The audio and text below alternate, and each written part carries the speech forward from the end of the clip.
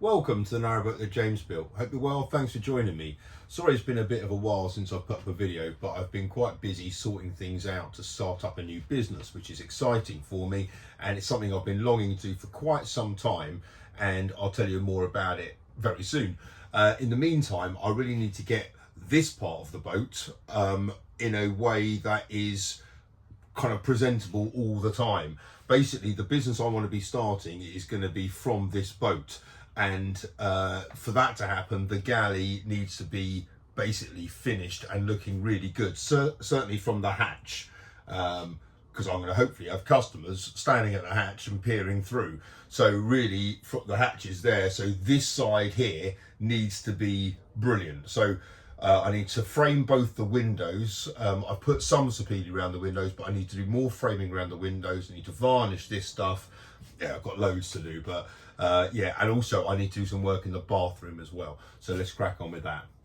So if you were to peer your head in through the galley window, it all looks pretty complete, but these two windows here are apparent, really kind of apparent. You can see a lot of kind of stuff you shouldn't really be seeing. So I've got to put the trim on this, then I've got to work out, I do need some kind of extra shelving there which doesn't intrude too much, but I do need some extra stuff there. But yeah, first up I've got to do all this, and this can take a while because I've only got kind of one clamp that actually works on that, so got to do bit by bit. This is the trim I'm going to be using, and instead of squaring it up in these corners, I think I'm going to round them. I think that'll look pretty nice.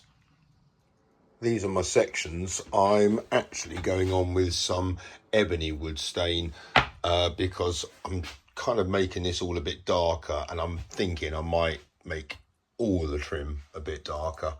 I think it just makes it a bit, I don't know, stands out a bit more. And I'm just waiting for these to go off, then I'll glue them on bit by bit. I'm glad I'm doing these rounded corners. These are quite nice. I think that's going to be the way to go.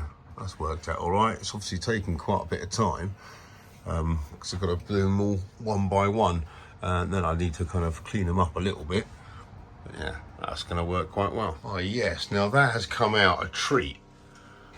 I'm liking the look of that. Sorry about the reflection. Very happy I curved them, but that looks, at a glance, certainly from the service hatch, that looks decent. And as you can see, I've started doing this one, and I've come up with a plan for the hatches, and on that one I've started doing that one. But now I can varnish this whole wall, which is going to be great. I'm hoping it's going to really make this grain pop, because the patterns in there are beautiful.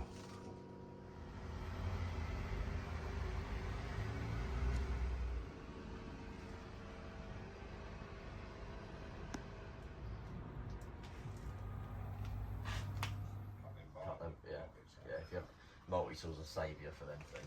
You can't use anything else.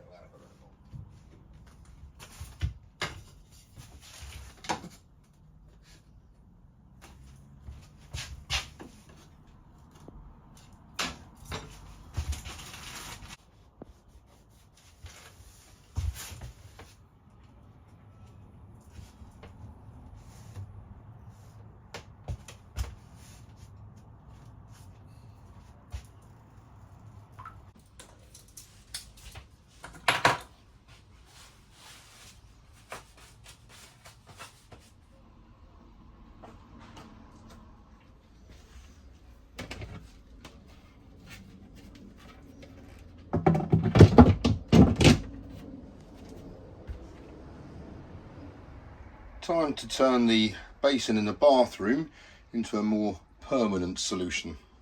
I'm not going to round it, I'm going to put a corner on it, which means obviously doing it inside the radius of that. Okay, this is where I've got up to. I've got a shelf there and a shelf covering that. This one slides out so I can access, it doesn't slide out easily, but yeah, that slides out so I can access,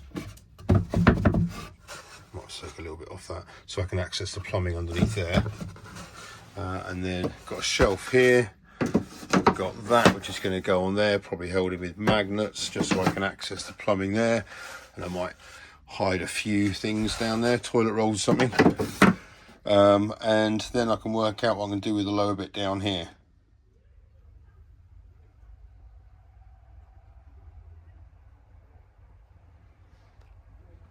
I haven't put a handle in there because obviously the sink is off centre, but it just clips down with some magnets. That's nice, all cladded in leather. This comes out so I can access my gulper. I will put some lights under there, and I think I might have some nice coloured, what they kind of like molten brown type of bottles. That'll look pretty cool. But anyway, that bit's done. Happy days. Now I've got these cupboard doors on, this area is looking all pretty good now. I need to finish the top of this, which involves kind of taking that edge off and making it nice and smooth. But it ends there, the 18mm bit ends there, then it goes to 9. So I'm going to have, but at a glance, basically what I want is Sapili to bend round there and go all the way down. Obviously I'm going to have to take a bit of that step off, so it's just got a nice border to it, but at least up here it'll look pretty, well, it'll be 18mm thick basically.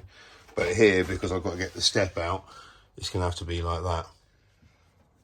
I just think this area would be really quite striking if I had this Sapili on there, but it needs to be, obviously I'm never going to get it to that thickness, but it needs to be substantial enough. And the problem I've got is I can get a bend in it in just like a single piece, but this is wafer thin. So, and I'm kind of running out of this stuff in a way that I can cut it safely.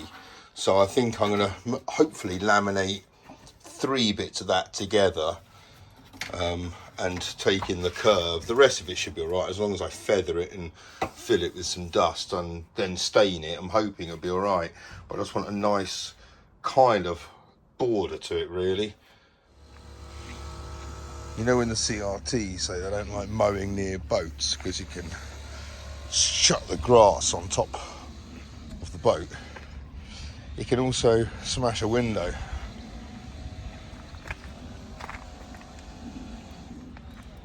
So I've got to speak to Nurture now.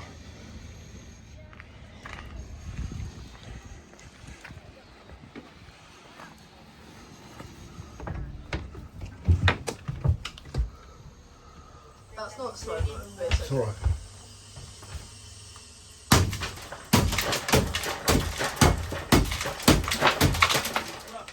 Huh?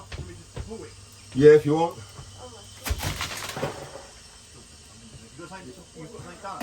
Yeah, I've got something down in here to protect the worktop.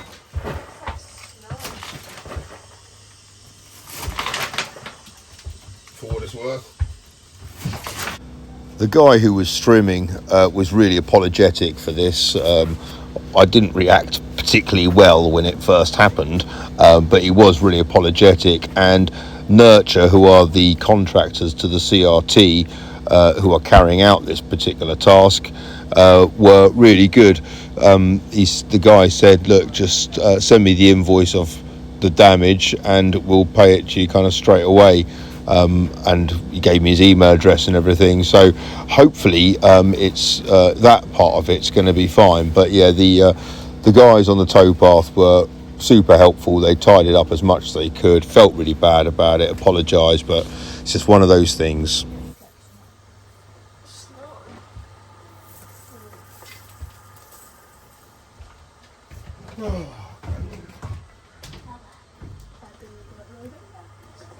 Right, this has proven to be an absolute nightmare. I phoned Caldwell's, who are the people that made the window, and they asked me to send them photos of it. So I sent them photos of it on WhatsApp, and they came back and said, that's not one of our windows. And I said, well, funny, because if you zoom in on one of the photos, you see your name on it.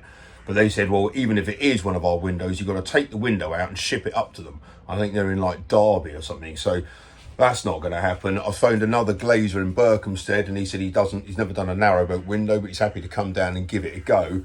So at the moment, that's what's happening. He can't come down though until tomorrow. So I'm going to keep phoning a few other people. The problem with someone that's never done a narrowboat window before is that they've never done a narrowboat window before. And I don't really want someone to come down, me put all my eggs in one basket for them not to be successful. Oh my word, have I lucked out. I've just spoken to Marine Windows in Reading. The guy said that his van's being MOT tomorrow, so he can only come out today, but he's got the right size glass. So he's literally on his way here now. That is remarkable. About 2 hours after shattering the window, I've got a guy coming out to replace the glass. So I'm just going to clean up as much as I can and get ready for him. Right, the boat's on the move. I'm just going to move right into that spot there, just next to Rob. So when the glazer gets here, he can park his van by the pub and take the window out nice and easily. Right, so before the guy comes, he's going to be about an hour and a half, which I have lucked out getting someone. He's a narrowboat window fitter, so I'm well lucky. He can obviously he's got the glass already cut with the radiuses, so but the whole thing, the whole unit needs to come out, which I'm hoping we can do from the outside. But you might remember that all of this has all been sycophexed in place against the frame, so I'm pretty sure all of this is going to have to be redone now, which is just unbelievably bad luck. It really is. If this was done like a week ago, it wouldn't have been so bad. I just can't believe this has happened. This is anyway, it is what it is. I'm just relieved that someone can come out today. I'm really hoping we're going to be able to drill out these rivets and remove the frame from the outside without kind of ruining all that sapele trim going around there. Hopefully the guy's going to be here soon. Right, Paul's just turned up from Marine Windows in Reading, which is excellent news, and he's also said that he should be able to take this out without doing any damage to the inside, so thank goodness for that. My job is to make him a cup of tea, obviously. Here he is, man of the moment. This is Paul from Marine Windows in Reading, just drilling out the rivets to release the frame from the boat. And Paul's my kind of guy. I particularly like his approach, his old-fashioned approach to health and safety here, as he rests his whole weight on his hand on the broken shards of glass. All narrowboat people would be doing their own windows, don't Well, they can take it out, but they can't do the glass like you, I guess. That's the difference.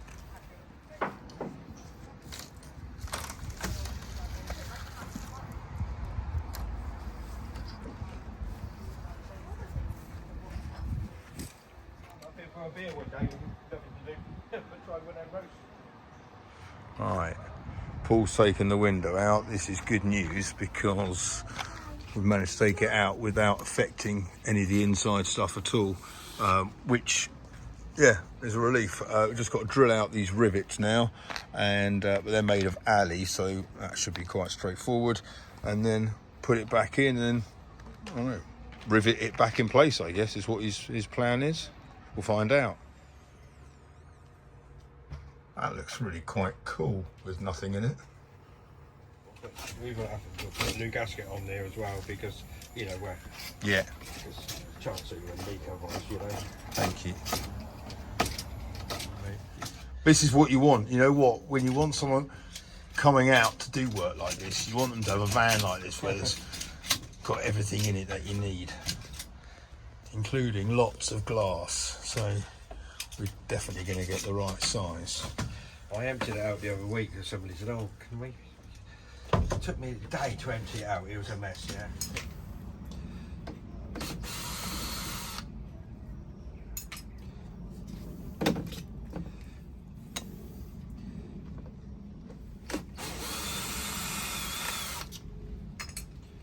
No, absolutely, mate. That's great. I'm just amazed and relieved that you could come out on the same day as it happened. Oh, just, yeah, I just get pissed off for that job. Really. Well, I lucked out then. How to protect yourself working with glass, part 2 from Paul at Marine Windows in Reading.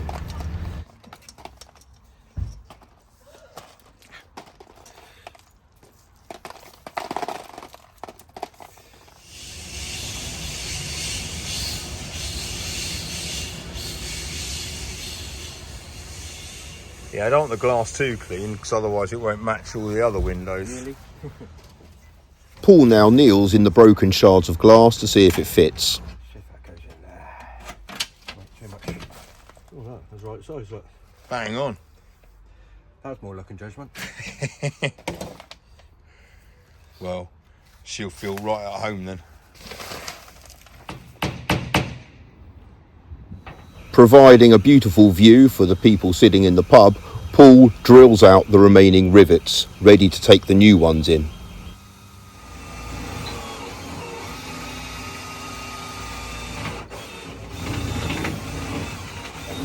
Paul's drilled out all the old rivets. The glass has been replaced, so we can now hopefully go about putting the window back in. I do know where everything is.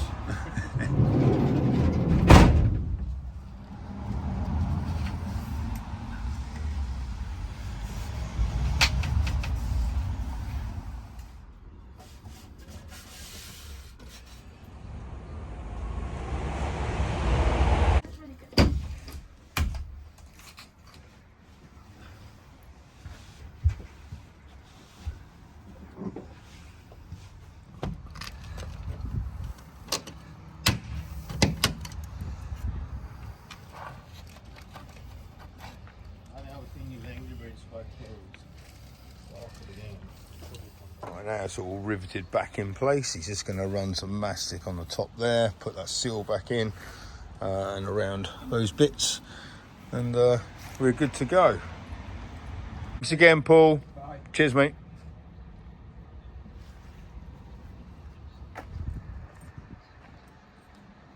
Smashed and replaced in one day. What an effort.